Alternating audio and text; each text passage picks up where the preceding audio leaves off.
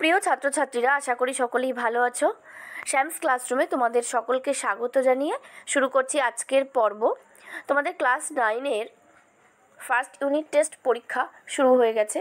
তো তোমাদের সেই পরীক্ষার প্রিপারেশনের জন্য ইতিহাসের আমি কয়েকটি গুরুত্বপূর্ণ ছোট প্রশ্ন আজকের পর্বে আলোচনা করতে চলেছি উত্তরসহ। তোমরা তোমাদের পরীক্ষায় এই প্রশ্নগুলি খুবই গুরুত্ব সহকারে দেখে যাবে। এই প্রশ্নগুলি খুবই গুরুত্বপূর্ণ। এমসিকিউ অথবা এসএকিউ হিসেবে এই প্রশ্নগুলি থাকতে পারে। ফার্স্ট চ্যাপ্টার থেকে এই প্রশ্নগুলি আমি করেছি। সেকেন্ড চ্যাপ্টার থেকে আরও কতগুলি প্রশ্ন আমি তোমাদের যত তাড়াতাড়ি সম্ভব দেওয়ার চেষ্টা করছি। তো ইতিহাসের ফার্স্ট চ্যাপ্টারের গুরুত্বপূর্ণ প্রশ্নগুলি দেখে নাও। কোন দার্শনিক ও নাট্যকার ফ্রান্সকে রাজনৈতিক কারাগার বলেছেন? ভলতেয়ার। কোন রাজা বলতেন আমি রাষ্ট্র? বুর্বো রাজা চতুর্দশ লুই। ষোড়শ লুই কী বলে অহমিকা প্রদর্শন করতেন? আমার ইচ্ছাই আইন। কোন রাজা ভবিষ্যৎবাণী করেছিলেন আমার মৃত্যুর পর ফ্রান্সে প্রলয় নামবে? ষোড়শ লুই। ফরাসি বিপ্লব হয় কত সালে? 1789 সালে। ফ্রান্স ছিল ভ্রান্ত অর্থনীতির এক বিশাল জাদুঘর। কে বলেছেন? কোন গ্রন্থে? স্কটিশ অর্থনীতিবিদ অ্যাডাম স্মিথ তার বিখ্যাত গ্রন্থ ওয়েলথ অফ নেশনস গ্রন্থে এই কথা বলেছেন। নেক্সট প্রশ্ন দেখো তোমরা, অসিয়া রেজিম কি? ফরাসি অসিয়া কথাটির অর্থ হলো পুরনো ও রেজিম কথাটির অর্থ হলো শাসনকাল বা রাজত্বকাল বা আমল। 1789 খ্রিস্টাব্দে ফরাসি বিপ্লবের পূর্বে ফ্রান্স সহ ইউরোপের দেশগুলিতে প্রচলিত শাসন ব্যবস্থাকে বলা হতো পুরাতন শাসন পদ্ধতি বা পুরাতন তন্ত্র বা অসিয়া রেজিম। 1789 খ্রিস্টাব্দে ফরাসি বিপ্লবের মাধ্যমে এই ব্যবস্থার অবসান ঘটে। তো তোমাদের 2 নম্বরের জন্য এই প্রশ্নটা আসতে পারে। তো তোমরা এই প্রশ্নটা খুব ভালো করে পড়ে নেবে, এখান থেকে শর্ট কোয়েশ্চেনও তোমাদের আসতে পারে। ফরাসি বিপ্লবের পূর্বে ফ্রান্সের করগুলি কটি ভাগে বিভক্ত ছিল এবং কি? এর মধ্যে থেকে ছোট ছোট করে প্রশ্ন তুলতে পারে যে কোন করটি কি, বা প্রত্যক্ষ কর বা পরোক্ষ করের উদাহরণ দাও ইত্যাদি। তো তোমরা ডিটেলে একটু দেখে নাও। দেখো, ফরাসি বিপ্লবের আগে ফ্রান্সের করগুলি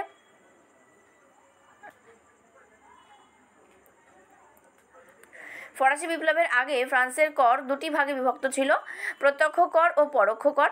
প্রত্যক্ষ কর হলো টেইলি বা ভূমিকর, ক্যাপিটেশন বা উৎপাদন কর, ভিংটিয়েমে বা আয়কর।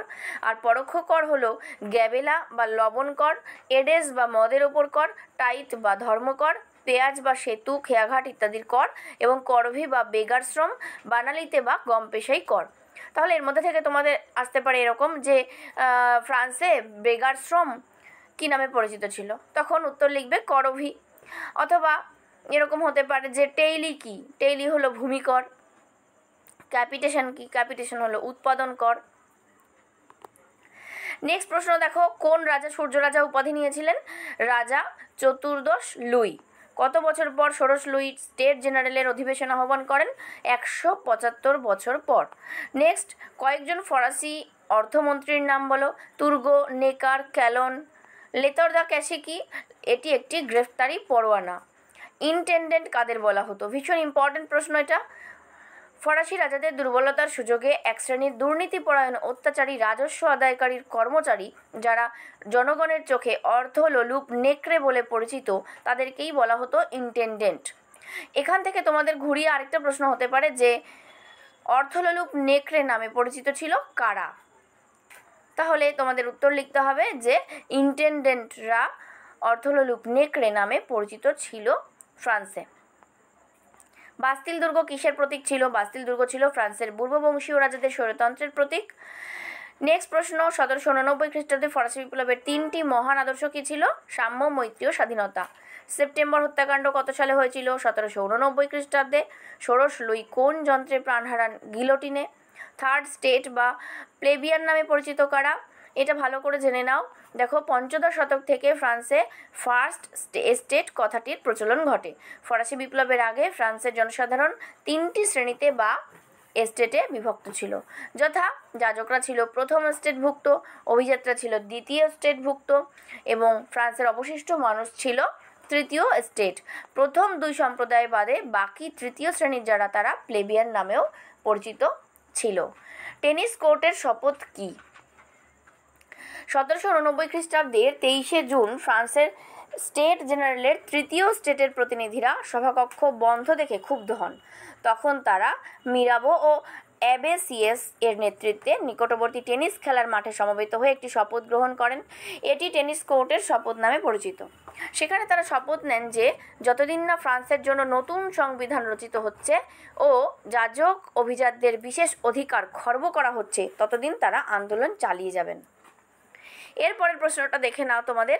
ফরাসি বিপ্লবের কয়েকজন মহিলা নেতৃত্বের নাম: ডি কর্ডে আমন্ট, ডি আর্জেন্ট, জ্যাকোবিন নেত্রী মাদাম রোলা, পাওলিন লিওন প্রমুখ। ফার্স্ট ইউনিটের জন্য ফার্স্ট চ্যাপ্টার থেকে ইতিহাসের আরও একটি প্রশ্ন ভীষণ গুরুত্বপূর্ণ। দেখো, ন্যাশনাল কনভেনশন বা জাতীয় মহাসভা কত খ্রিস্টাব্দে ফ্রান্সের জন্য নতুন সংবিধান রচনা করে? ভীষণ ইম্পর্টেন্ট, 1791 খ্রিস্টাব্দের সেপ্টেম্বর মাসে। ফ্রান্সের প্রজাপতি রাজা নামে কে পরিচিত? রাজা পঞ্চদশ লুই। ব্যক্তি ও নাগরিকের অধিকারের ঘোষণাপত্র ঘোষিত হয় 1789 খ্রিস্টাব্দের কত তারিখে? 26শে আগস্ট। ঝড়ের পাখি ও ফরাসি বিপ্লবের জনক নামে পরিচিত কে? রুশো। ক্ষমতা বিভাজন নীতির প্রবক্তাকে? মন্টেস্কু। ফরাসি বিপ্লবের সময় ফ্রান্সের রাজা ছিলেন কে? ষোড়শ লুই। মাঝখানে একটা বাদ গেছে। 27 নম্বর প্রশ্ন দেখো, স্পিরিট অফ লস গ্রন্থটির রচয়িতা কে? মন্টেস্কু। এরপরে যে প্রশ্নটা রয়েছে, এসাইনেট কি?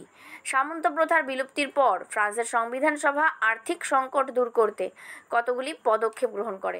তার মধ্যে একটি হলো যে গির্জার সম্পত্তি বাজেয়াপ্ত করে এসাইনেট নামক কাগজের নোট চালু করা। সেটা হয়েছিল 1790 খ্রিস্টাব্দে।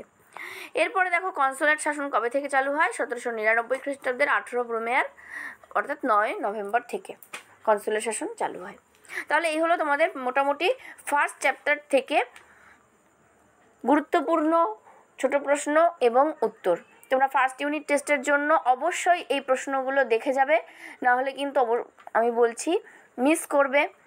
তাহলে ভালো থেকো, টাটা, আর পরীক্ষা ভালোভাবে দাও, বাই।